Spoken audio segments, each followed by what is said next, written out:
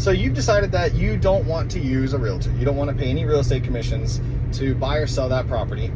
You want to try and do it on your own. I respect that. So I'm going to try and give you some pointers that will hopefully give you the best chance at success. Good afternoon, everyone. Your Central Florida Realtor Joe here. Come have a cup of Joe with me. Let's talk about it. Let's start with buyers. So I think the biggest issue that you're going to run into is that you don't have access to all of the expireds, all of the properties that have been withdrawn from the market, or the listing history. These are all things that I've talked about in previous videos. So to combat that, I suggest that you go to open houses. Go to a lot of open houses. Most of the realtors that sit in those open houses offer property lists as a draw to get people to come into see the property, to come to the open house. So ask for those lists. You're gonna have to provide information, right? They're gonna have to be able to email you this information, and they're gonna hope to market to you. But if you want the information, you're gonna need to give information. So go to those open houses, provide your contact info, and ask for those lists. That will give you at least some of the information that you're lacking as a buyer without access to MLS. You're not gonna see the full story. You're not going to see the listing history like we talked about in the video, but it'll give you more access than you had before.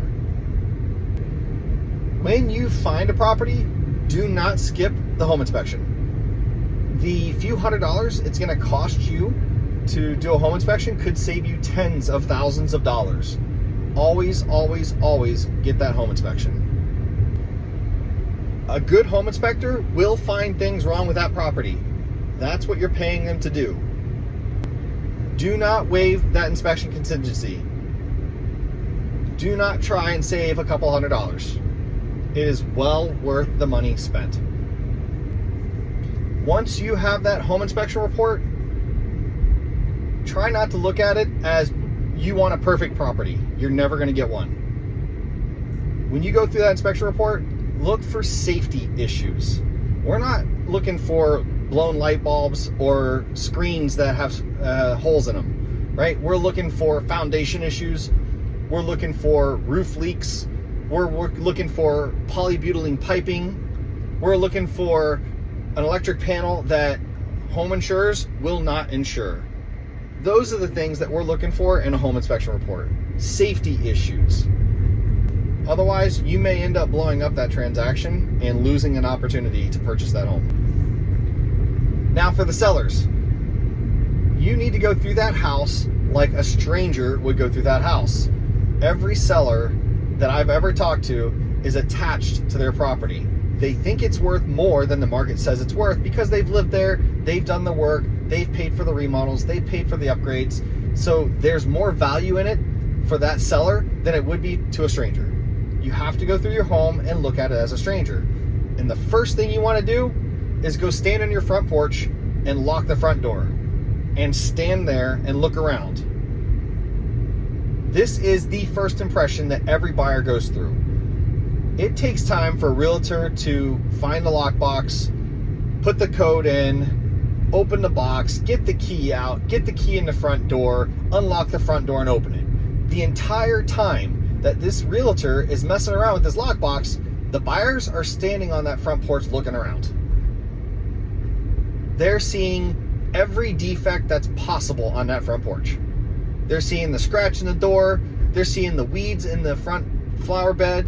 They're seeing the holes in the screens. They're seeing the crack in the pavement and the chip in the paint on the wall, right? So as a stranger, stand on your front porch for 3 to 5 minutes and notice everything that a stranger would notice. Then try and do the same thing in every room of your house. Make a list, fix the things that you can. You don't have to fix everything, but understand that a buyer is going to find all of those defects that you just saw and then some. And then you're going to have to make sure that you're ready to negotiate the price of your home based on the things that you saw and the things you didn't. You can also get an appraisal, a third-party appraisal for yourself.